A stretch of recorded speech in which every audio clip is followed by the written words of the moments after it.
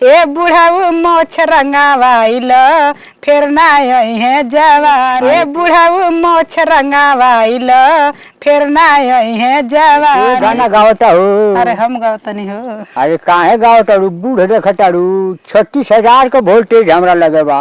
हमार वोल्टेज इतना बना 100,000 का बम लेके घूमे। अरे दादा हो दादा कितना तारा बा? का उड़ा दी। अरे हमरा के उड़ा पैबू? हाँ हमरा के ना उड़ाइबू। उड़ा दी। ना उड़ाई। 100,000 का बम लेके घूमी नू। हाँ। उ समझा तारा का करी। अरे दादा हो दादा वही जवान बानी हम। अरे दादा हो दादा हम जवान तो खोजत नहीं। अरे ठीक तो बा बाकी तू नहीं पसंद दादा। काहे हो? तोरा मार के नहीं खाई गाड़ी। अरे दादा एकरा से बहन बहन गाड़ी हम चलौले बानी। नहीं तो ई नहीं पसंद पड़त तहार गाड़ी। अरे चल जाई स्कॉर्पियो बोलेरो सब चलौले बानी। अरे दादा हो दादा उ ना हो। ई 100,000 का वोल्टेज हो। जेप्सी नानू हो? ना ना देखो किरान हो बुझाता। ए बुढ़ा छिनरा। हाँ तार बिया भर बाकी रोडवे घूमता रह। नहीं अब तो रनवे घूमता नहीं अब 25 में हो जाई बुझाता।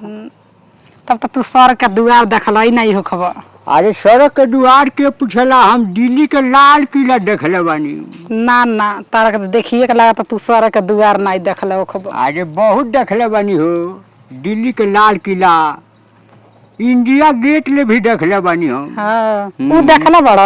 अरे सब देखले बानी। ओकरा से दर्शन तो नहीं भइल होई। अरे अब होइए जाई। हो जाई। हाँ। हमरा तो नहीं खरा तारा दर्शन होई। अरे नहीं दादा तू बारू तो दर्शन वर्शन सब हो जाई। हम तारा से थोड़ी न करी। अरे कह लिए का हो जाई। तू तो बड़ा छिनरा बड़ा हो छिनरा बड़ा। अरे नहीं दादा हम साधु हई भोले बाबा का पुजारी हई। तू कंठी तो लेके घुमावा तड़ा है तरह तरह के ना कंठी झूलावला बड़ा पुजारी है। आ कंठिया खोल के धर डाले बानी ओइ जा भैंसी के घोटा पर। हां जाए दे तब तू अपन पुजारी रह ठठा घोपाल घूम तार वही लेके बटले बड़ा जहाँ रबता हिलावत घूमबा। अरे नहीं हो समय आई तो सब हो जाई। देवता देवी दयाल हो जाई है नु तो 2025 में हमरो बाजा बाज जाई। हाँ जा हिलावा हम जाता नहीं। अरे नहीं दादा आवे के मन ना लगी।